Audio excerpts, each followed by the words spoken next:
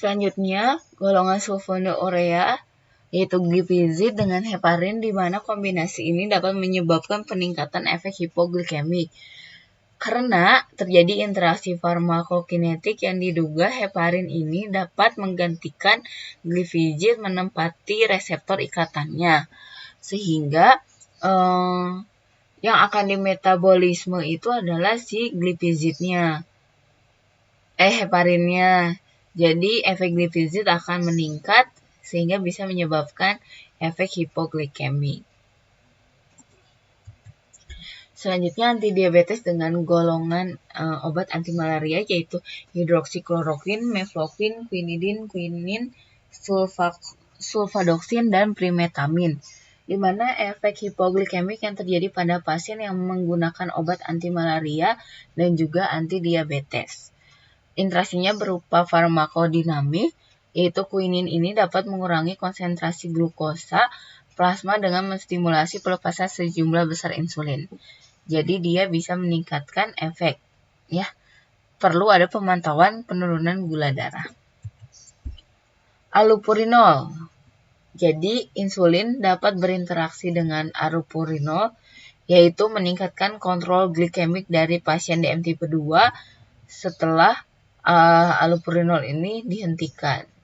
Jadi interaksinya berupa farmakodinamik, di mana allopurinol dapat mengurangi toleransi penurunan gula darah dan menyebabkan resistensi insulin. Jadi ketika tiba-tiba allopurinolnya dihentikan, gula darah ini bisa drop. Namun ketika dikombinasi, merasa kok gula darahnya nggak turun-turun, seperti itu ya interaksinya. Jadi jika memungkinkan perlu adanya penggantian agen urikosurik seperti probenecid. Lalu ada klorpropamid, tolbutamid dengan allopurinol, di mana kombinasi ini dapat mempengaruhi waktu paruh dari klorpropamid, di mana terjadi peningkatan waktu paruhnya. Sedangkan dengan tolbutamid waktu paruhnya berkurang. Interaksinya adalah farmakokinetik, di mana antidiabetes dan allopurinol ini berkompetisi dalam mekanisme renal tubular pada proses ekskresi. Selanjutnya ada golongan sulfonylurea yaitu klorpropamid dengan probenecid. Jadi kalau tadi dengan insulin sebaiknya dihilangi, kalau dan digantikan dengan probenecid allopurinolnya. Namun dengan golongan sulfonylurea, probenecid ini memiliki interaksi, di mana clearance dari klorpropamid ini dapat berkurang, sehingga bisa menyebabkan beberapa waktu paruh dari klorpropamid meningkat. Dengan peningkatan waktu paruh memungkinkan peningkatan efek samping dan juga efek antidiabetesnya. Maka solusinya adalah mengurangi dari dosis klorpropamid.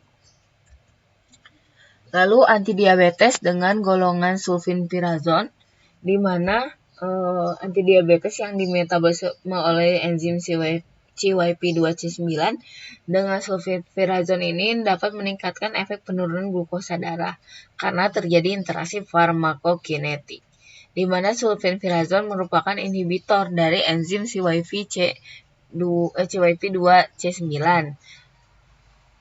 Karena tidak dimetabolisme, otomatis lebih berada dalam darah, akhirnya meningkatkan efeknya. Untuk penanganannya, informasinya masih terbatas, maka perlu ada perhatian khusus pada penggunaan obat ini. Lalu ada golongan sulfonylurea dengan golongan antacid atau pembasa, di mana kecepatan absorpsi dari sulfonylurea dapat meningkat dengan antasida. Interaksinya berupa interaksi farmakokinetik karena antacid ini bersifat lokal, yaitu merubah pH, dan golongan sulfonylurea ini larut dalam pH basa sehingga proses absorpsinya meningkat, efeknya juga bisa meningkat.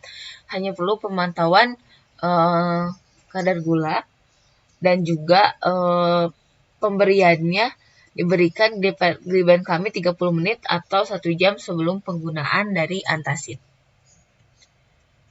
Selanjutnya antidiabetes dengan H2 reseptor antagonis yaitu simetidin, ranitidin dengan golongan sulfonylurea, di mana interaksinya terjadi penurunan clearance dari metformin oleh simetidin dan berkontribusi terhadap kasus laktat asidosis metformin. Interaksinya berupa farmakokinetik, maka perlu ada pengaturan dosis dari metformin sebaiknya diturunkan jika digunakan bersama simetidin. Selanjutnya ada antidiabetes dengan sediaan farmasi yang mengandung gula. Contohnya adalah infus ya. Di mana beberapa sediaan farmasi ini mengandung gula dapat mempengaruhi kontrol gula darah. Karena sediaan farmasi yang mengandung gula dapat menginduksi peningkatan kadar gula di darah. Sehingga efek dari antidiabetes bisa berkurang. Lalu ada metformin dengan media kontras iodin untuk ronsen. Media kontras iodin ini secara intravena dapat menyebabkan kegagalan ginjal sehingga dapat menyebabkan laktat asidosis. Mekanismenya berupa farmakokinetik karena terjadi penurunan pada clearance renal. Solusinya, metformin perlu dihentikan sebelum dan saat pemberian kontras. Biasanya selama 48 jam. Untuk antidiabetes golongan niacin, antidiabetes dengan vitamin B3 atau niacin, ini menyebabkan gangguan intoleransi glukosa. Jadi dipengaruhi oleh dosis. Di mana asam nikotinat mereduksi toleransi glukosa sehingga terjadi resistensi. Jadi ketika pasien yang mengalami diabetes perlu diperhatikan penggunaan vitamin B ya. Jadi adanya pemantauan kadar gula dan pengaturan dosis dari antidiabetes berupa peningkatan kadar. Lalu antidiabetes dengan alkohol, yaitu golongan biguanid, rosiglitazone, sulfonylurea, insulin terhadap alkohol, di mana terjadi peningkatan efek dari penurunan gula darah. Jadi alkohol ini dapat menginduksi hipoglikemik. Dengan interaksi berupa farmakodinamik, alkohol ini dapat menghambat proses gluconeogenesis yang terjadi di dalam hati, sehingga menyebabkan turunnya kadar gula secara tajam. Maka pada pasien diabetes seharusnya tidak boleh mengkonsumsi alkohol sedikit pun, namun secara maksimal pada wanita boleh 2 cangkir sehari, sedangkan pada pria 3 cangkir. Dan obat antidiabetes tidak boleh diminum pada saat perut kosong. Selanjutnya antidiabetes dengan rokok atau golongan nikotin. Di mana ketika pasien ini merokok atau mengkonsumsi obat yang mengandung nikotin, dibutuhkan dosis tambahan dari antidiabetes karena terjadi interaksi farmakodinamik. Karena rokok atau nikotin patch dapat meningkatkan resistensi insulin, di mana merokok juga dapat mempercepat perkembangan aterosklerosis sehingga meningkatkan tekanan darah dan meningkatkan komplikasi makrovaskular. Penanganannya, pada pasien diabetes harus berhenti merokok, gitu, karena bisa memperparah efek diabetesnya.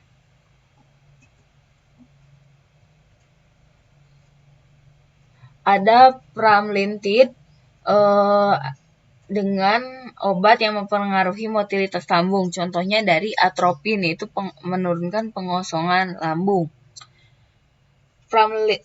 Pramlintide memperlambat pengosongan lambung.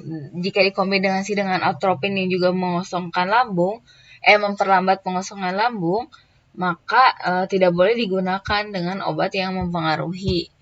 Karena bisa menyebabkan efek adiktif. Akhirnya efek samping dari dua-duanya bisa meningkat. Lalu antidiabetik dengan Stevens-Jones wort, di mana glikazid dan juga rosiglitazone ini bisa berinteraksi dengan Stevens-Jones wort yang menyebabkan kadar antidiabetes ini bisa berkurang dengan berupa interaksinya adalah farmakokinetik, di mana glikazid merupakan substrat dari CYP2C9 dan Stevens-Jones wort juga diketahui dapat menginduksi isoenzim tersebut, sehingga proses metabolismenya ini dapat meningkat, efek dari antidiabetesnya bisa berkurang. Maka penanganannya perlu ada monitoring efektivitas terapi dari antidiabetes dengan melihat kadar gula darah jika Stephen Jones Wort digunakan bersama. Lalu ada canagliflozin dengan digoxin, di mana kombinasi dengan digoxin ini dapat menyebabkan peningkatan AUC dan Cmax dari digoxin. Karena digoxin ini merupakan obat dengan indeks terapi sempit, maka perlu ada pemantauan kadar digoxin untuk mencegah terjadinya peningkatan efek samping yang dihasilkan. Akhirnya sekian untuk jenis-jenis interaksi yang mungkin terjadi dengan obat-obat antidiabetes. Secara singkat, jadi ada beberapa interaksi. Contohnya, sebagian besar antidiabetes dia bisa berinteraksi dengan antidiabetes lain sehingga meningkatkan efek hipoglikemiknya. Lalu insulin bisa berinteraksi dengan aspirin. Ini juga bisa meningkatkan aktivitas dari insulin, dan juga ACE inhibitor Mg sama suplemen kromium, dia ini meningkatkan sensitivitas insulin sehingga meningkatkan aktivitasnya dalam memetabolisme glukosa. Selain itu, metformin bisa saat digunakan dengan simetidin, ekskresi dari metformin ini bisa dihambat karena ada simetidin yang berkompetisi, akhirnya meningkatkan efeknya. Lalu juga dengan anti hipertensi golongan furosemid dan juga golongan diuretik, maksud saya dengan furosemid, dan juga golongan CCB. Lalu ada golongan sulfonylurea, dia dengan antidepresan MAOI dan anti jamur. Lalu ada megletinid, dia ini efeknya akan meningkat ketika berinteraksi dengan antidiabetes lain, yaitu gemfibrozil, atau dengan senyawa lain yang berfungsi untuk menggantikan di protein plasma. Sedangkan golongan thiazolidinedione, dia ini sama, efeknya akan meningkat ketika digunakan bersama dengan gemfibrozil.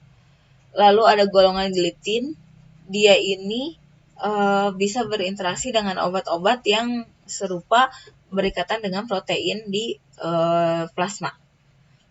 Lalu ada alpha-glucosidase inhibitor, yaitu akarbose, dia berinteraksi dan meningkatkan efeknya jika digunakan bersama dengan kolesteramil.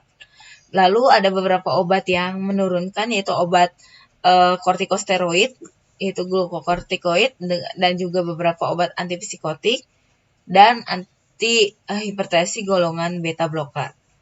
Selain itu, ada beberapa obat yang mengganggu sekresi dari insulin, yaitu octreotide dan obat dari CCB. Lalu ada sulfonylurea, contohnya ada diazoxid dan rifampicin. Serta itu ada carbamazepin dan barbiturat. Sekian ya untuk mata kuliah hari ini di interaksi obat dengan materi antidiabetes. Ini adalah pustaka yang saya gunakan. Jika kalian ingin memahami lebih lanjut, kalian bisa mempelajari buku Stokely untuk jenis-jenis interaksinya yang secara lebih rinci. Cukup sekian pembelajaran kita hari ini. Semoga bermanfaat dan semoga dapat diterima dengan baik. Assalamualaikum warahmatullahi wabarakatuh.